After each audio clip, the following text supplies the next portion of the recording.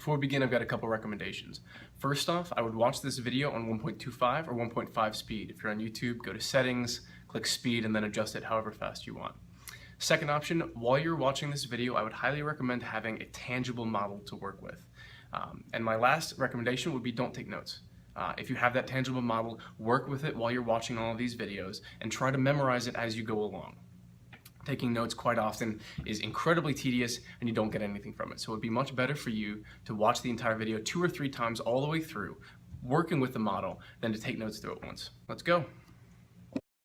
Just like with the osteology component, we will cover the upper limb muscular component in 4 sections, starting with the shoulder, then the brachium, the antebrachium, and ending with the hand. While the main movements produced from the contraction of the muscles will be stated, there are additional movements that can be produced by the contraction of multiple muscles simultaneously, but those will not be discussed here. Additionally, many schools teach origins and insertions of muscles, but we will instead refer to them as the proximal and distal insertions. This is because origin and insertion refers to the pull of the muscle. You pull the insertion towards the origin. The problem with this is that in the upper limb, the pull can often be in either direction, so it's not the best terminology to use. Section 1, the shoulder. There are 2 groups of muscles in the shoulder girdle. First, we have the axio-appendicular muscles, which cross from their proximal insertion on the axioskeleton to their distal insertion on the appendicular skeleton. We also have our scapulohumeral muscles, which have a proximal insertion on the scapula and a distal insertion on the humerus. The upper limb axio-appendicular muscles can be subdivided into anterior and posterior.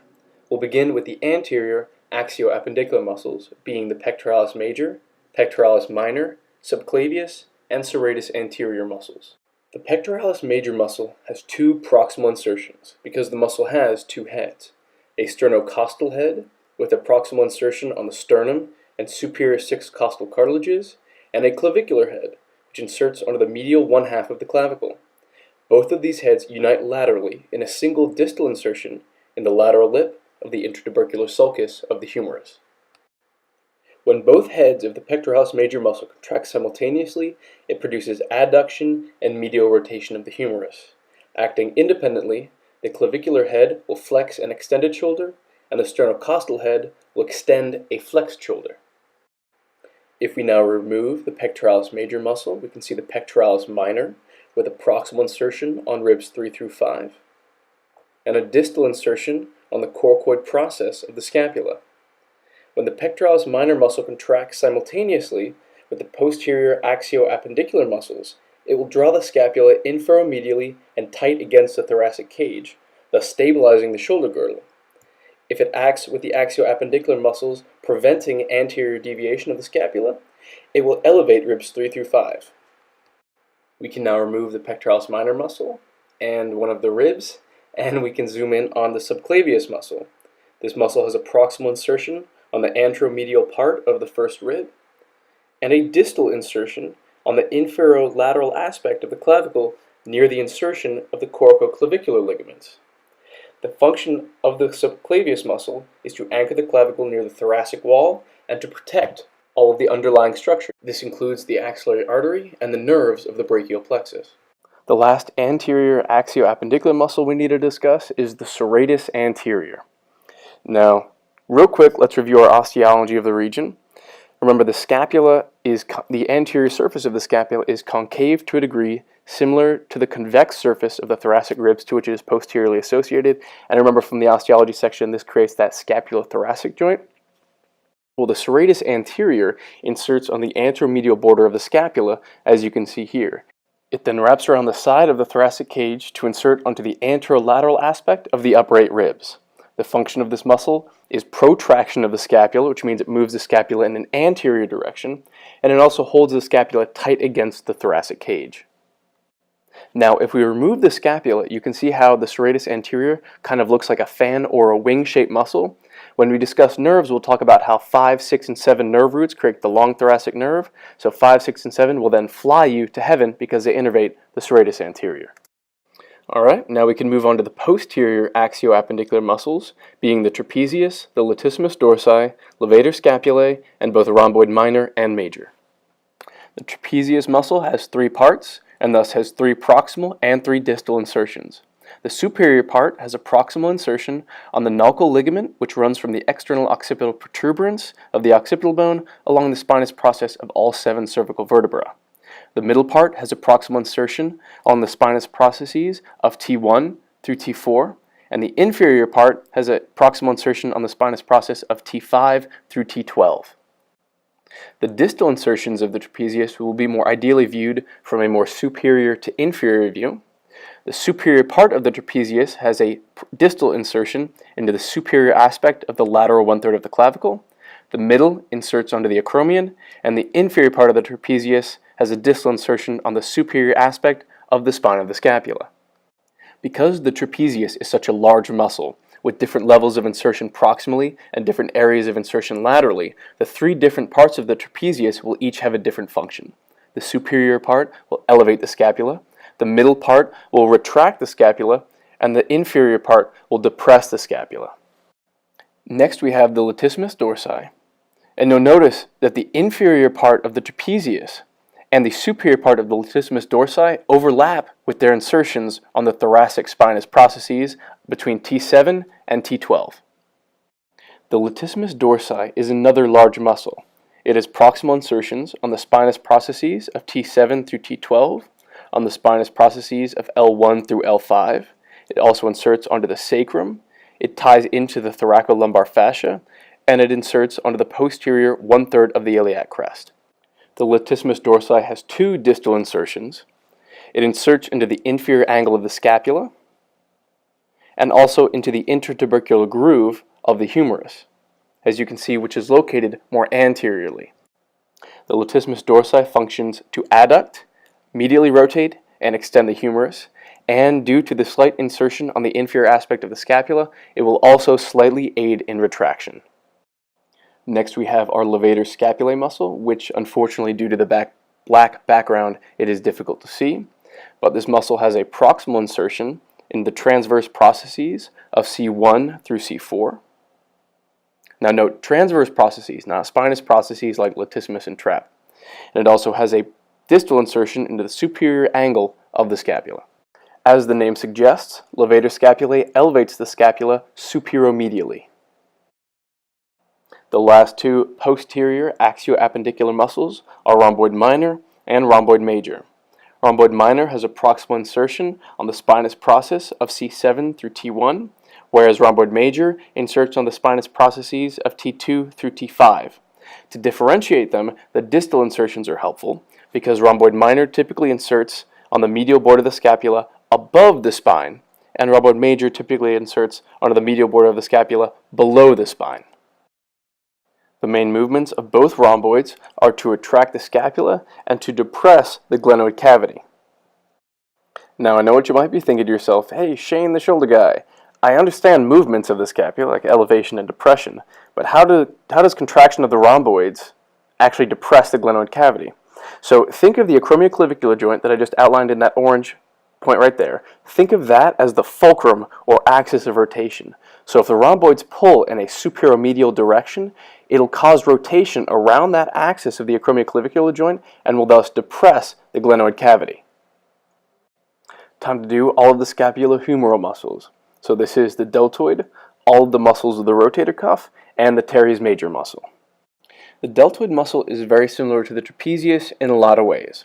First off, it has 3 parts, but instead of superior, middle, and inferior like the trapezius, it has posterior, middle, and anterior. You can see the posterior inserts onto the inferior aspect of the scapular spine, the middle inserts onto the acromion of the scapula, and the anterior inserts into the inferior aspect of the lateral 1/3 of the clavicle. Now why do these insertions seem very familiar to us?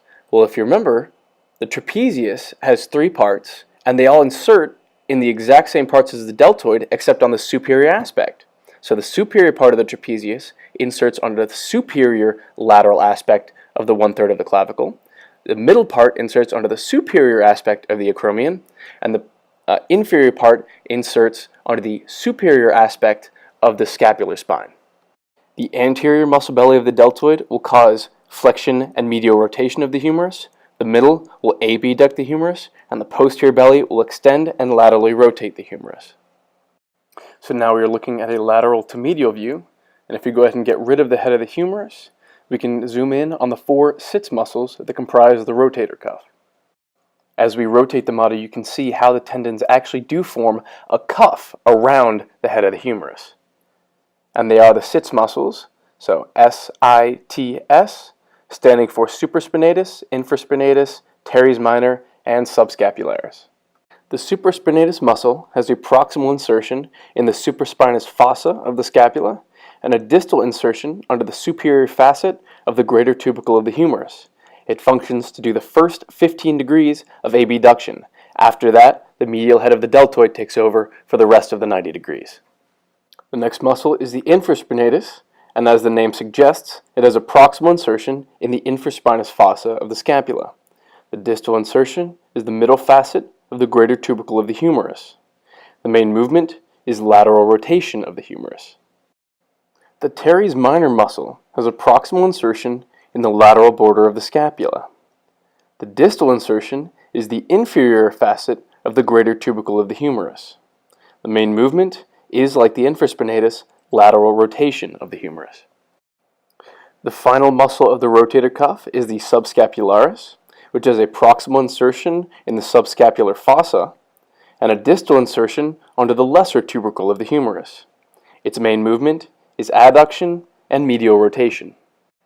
The final scapulohumeral muscle is the teres major.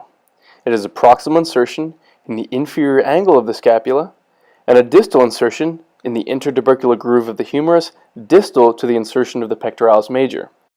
The action of teres major is to adduct the humerus. So let me share with you a little pearl of knowledge that I've acquired TAing the dissection labs for this region. So let's go ahead and get rid of our deltoid, latissimus dorsi, all those anterior muscles we don't need, get rid of the trapezius. So here we can see the sits muscles.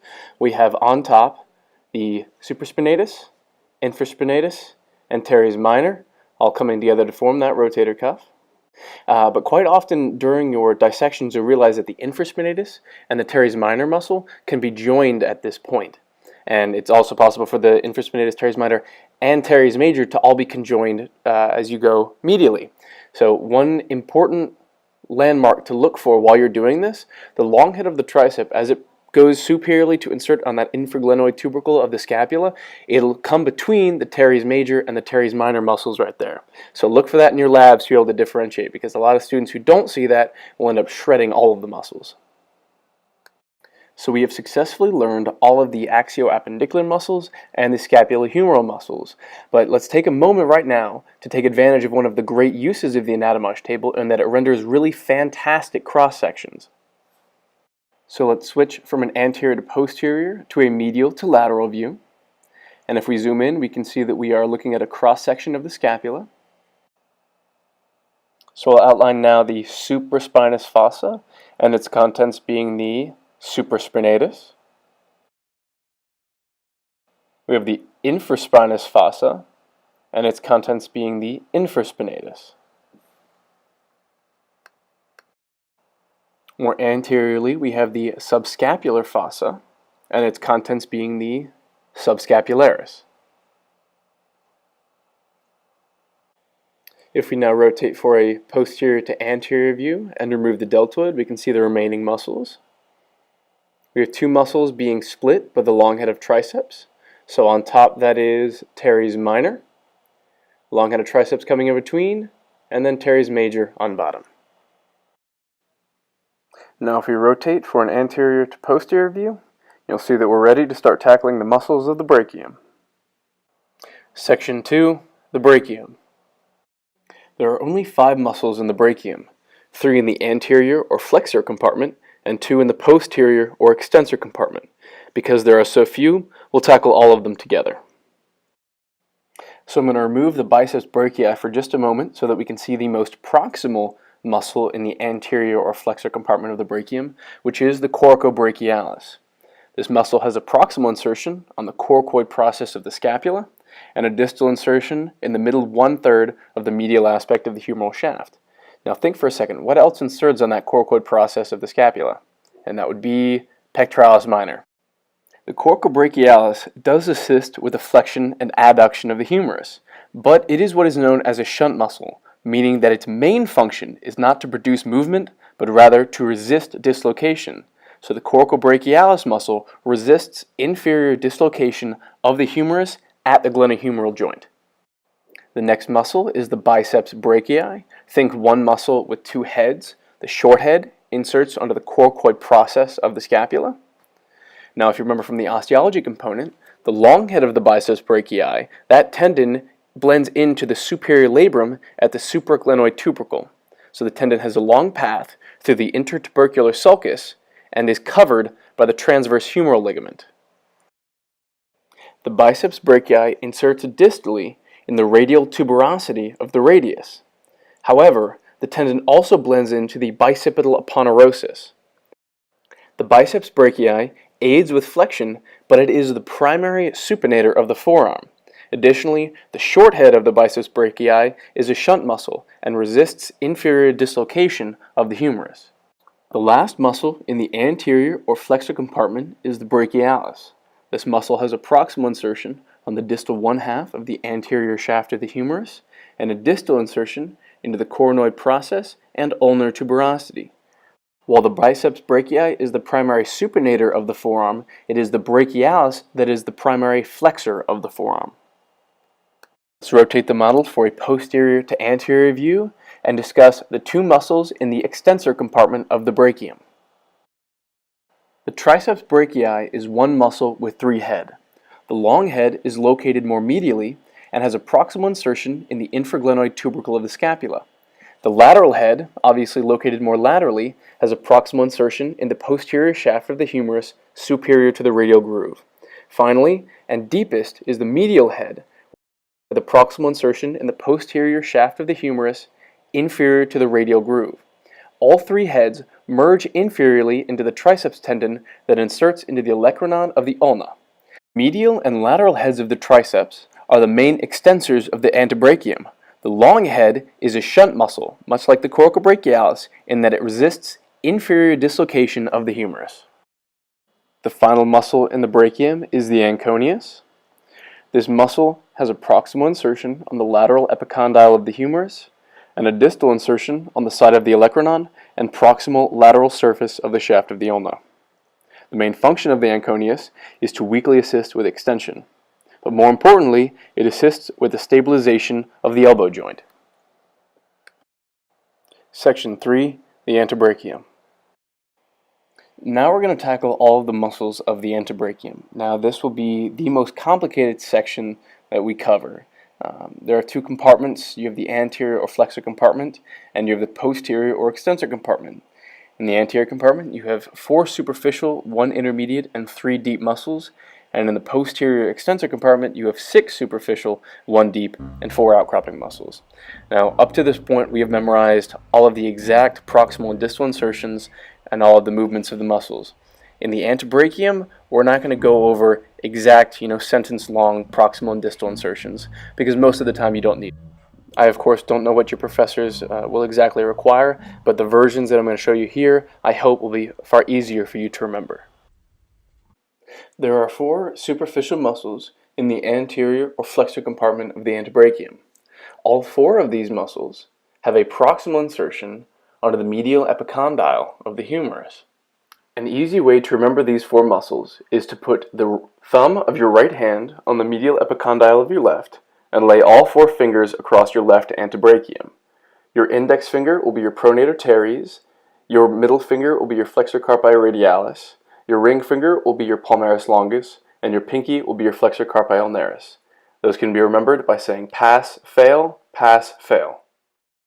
As the name suggests, the pronator teres muscle will pronate the antebrachium in hand, so it has a very proximal insertion on the radius. The remaining superficial muscles, being the flexor carpi radialis, palmaris longus, and flexor carpi ulnaris tendons, will proceed more distally and have insertions into the carpals and metacarpals. So here again we can see we have our flexor carpi radialis located on the right, our palmaris longus in the middle, and our flexor carpi ulnaris on the ulnar side or on the left side of the screen. The flexor carpi radialis will have a distal insertion under the base of the second and third metacarpals and is responsible for flexion and radial deviation of the hand. The palmaris longus tendon distally blends into the flexor retinaculum and the palmar aponeurosis and is responsible for assisting in flexion of the hand. And the flexor carpi ulnaris tendon will distally insert onto the pisiform and hook of the hamate, as well as the fifth metacarpal. The flexor carpi ulnaris is responsible for flexing and ulnar deviation of the hand. The one intermediate muscle in the anterior or flexor compartment of the antebrachium is the flexor digitorum superficialis. This muscle has three proximal insertions. Its humeral head inserts onto the medial epicondyle of the humerus. Its ulnar head inserts on the coronoid process of the ulna, and its radial head inserts on the radial tuberosity of the radius. The distal insertion is in the middle phalanges of digits 2 through 5. This muscle aids in flexion of the wrist, as well as causing flexion at the proximal interphalangeal joint. The three deep muscles of the anterior antebrachium are the flexor digitorum profundus, the flexor pollicis longus, and the pronator quadratus muscles. The flexor digitorum profundus has a proximal insertion on the upper 75% of the anterior and medial shaft of the ulna, as well as the interosseous membrane.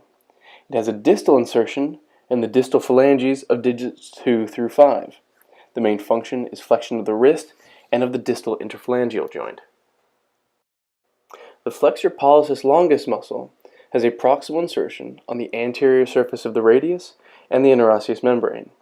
It has a distal insertion on the distal phalanx of the thumb. It functions to aid in flexion of the wrist, as well as causing flexion of the MP and IP joints of the thumb.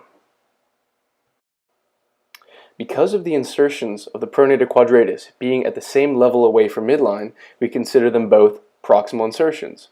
One of those insertions is on the distal quarter of the anterior surface of the ulna, and the other is on the distal quarter of the anterior surface of the radius. When this muscle contracts, it aids in pronation. In the posterior or extensor compartment of the antebrachium, there are 6 superficial muscles and 1 deep muscle. We will address them from lateral to medial and from superficial to deep. The first is the brachioradialis.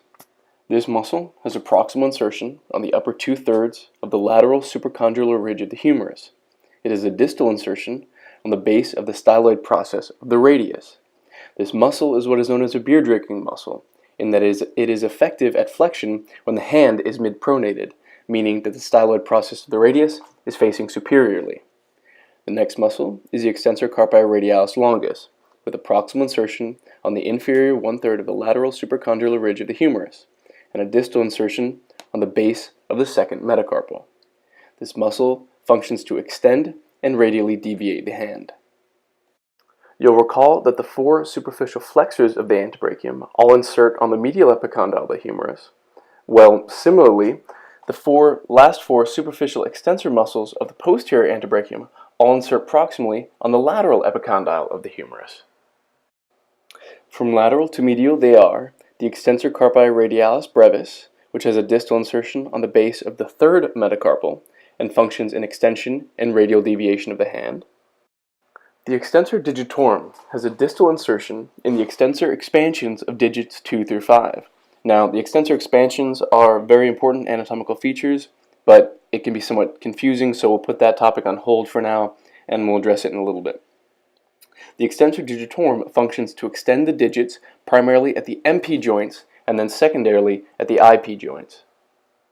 The extensor digiti minimi muscle has a distal insertion again in the extensor expansion of digit 5 and functions to extend digit 5 primarily at the MP joint and again secondarily at the IP joint. The extensor carpi ulnaris muscle has a distal insertion in the base of the fifth metacarpal and functions to extend and ulnarly deviate the hand. The only deep muscle in the posterior or extensor compartment of the antebrachium is the supinator.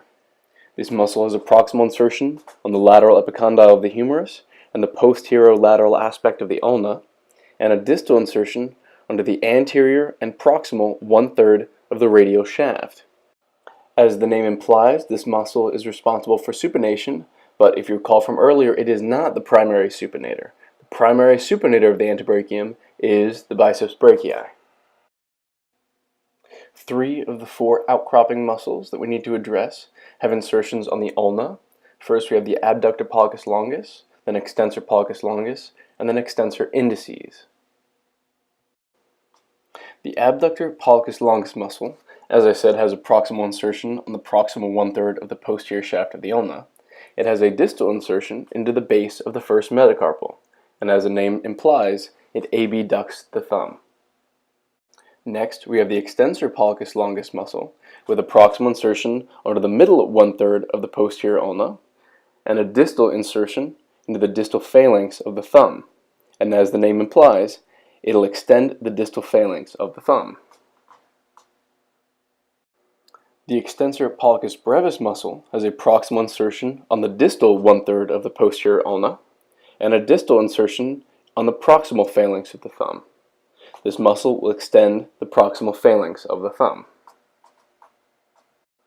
Finally, we have the extensor indices with a proximal insertion on the distal 1/3 of the posterior radius and a distal insertion in the extensor expansion of the second digit. This muscle will function to extend the second digit. Extensor expansion or dorsal expansion hood. Now remember that concept of the extensor expansion that we learned was the distal insertion of the extensor digitorum, extensor digiti minimi, and extensor indices muscles. Let's think about this for a moment. Imagine a powerlifter deadlifting 600 pounds. Not only do their leg and back muscles need to be incredibly strong, but also the muscles of the anterior or flexor forearm. The flexor digitorum superficialis, flexor digitorum profundus, and flexor pollicis longus all need to have very strong muscle bellies and strong tendons to prevent the barbell from rolling out of the lifter's hands. To retain their strength, these tendons maintain a constant thickness all the way to their distal insertions. If you palpate the anterior or palmar surface of your fingers right now, distal to the MP joint, you can feel how squishy that area is, since it contains all the thick tendons and protective bursa. Now, try feeling the dorsal part of your fingers distal to the MP joint. If you tap, you can feel that the bone is just under the surface.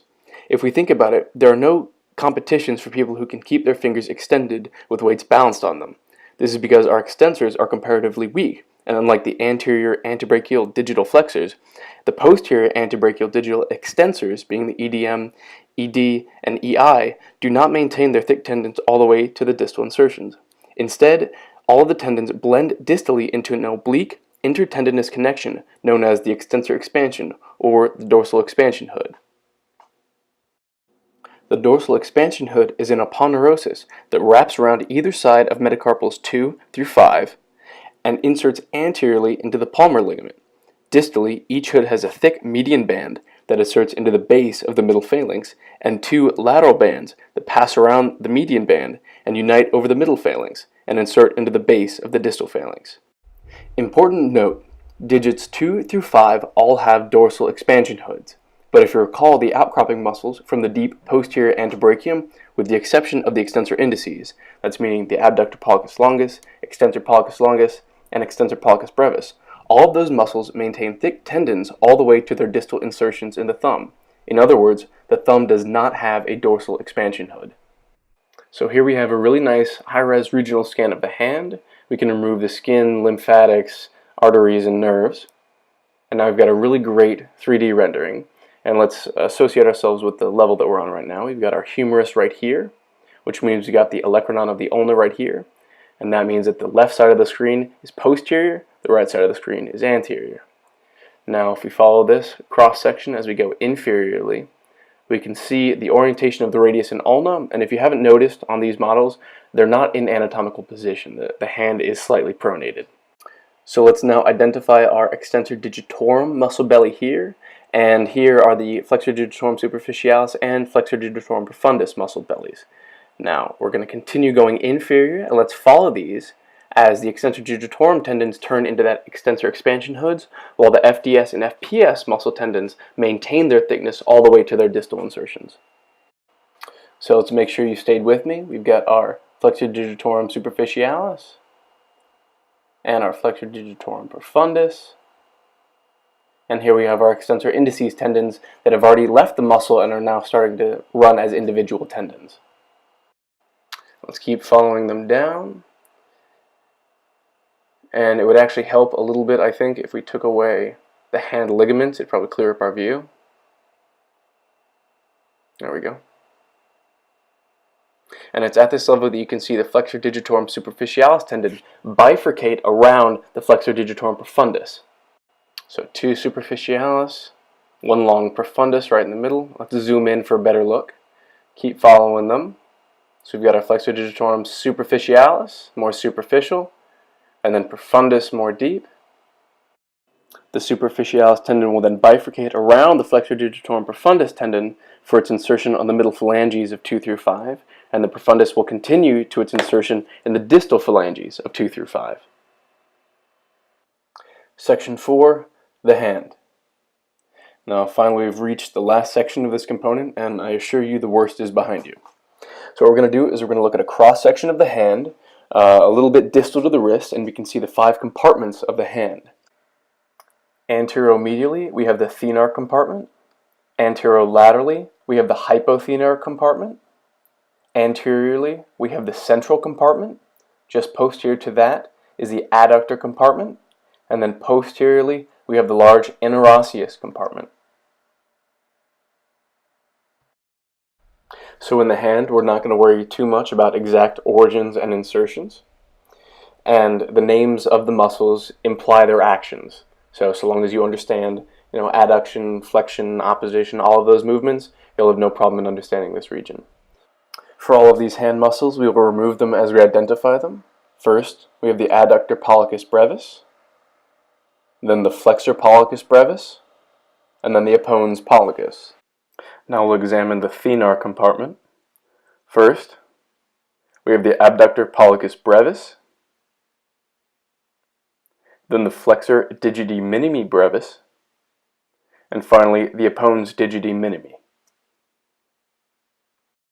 Next, we have the adductor compartment, and while it may look like there are 2 muscles here, they are in fact one, and they are the adductor pollicus. In the central compartment of the hand, we have the lumbricals, and if you recall from the osteology component, we talked about how these muscles originate from the tendons of the flexor digitorum profundus and emerge between the gaps of the ulnar bursa and the digital synovial sheaths. From their proximal insertion on the tendons of the flexor digitorum profundus, the distal insertions will be on the dorsal expansion hoods of digits 2 through 5. The first lumbrical inserts on the second digit, second to the third, third to the fourth, and the fourth lumbrical has a distal insertion on the dorsal expansion hood of digit 5. When the lumbricals contract, they produce flexion at the MP joint and extension at the PIP and DIP joints. The last compartment of the hand is the interosseous compartment, and it contains both the dorsal interossei and the palmar interossei. Here I am outlining the 4 dorsal interossei. These muscles are responsible for abducting the fingers away from the third digit or the middle finger. As we rotate the model, we can see the 3 palmar interossei. These muscles are responsible for adduction of the fingers toward the third digit or middle finger. Notice the third digit does not have a palmar interossei connecting to it. Alright, great job you guys. That was the totality of upper limb musculature. I'll see you in the nervous structure section.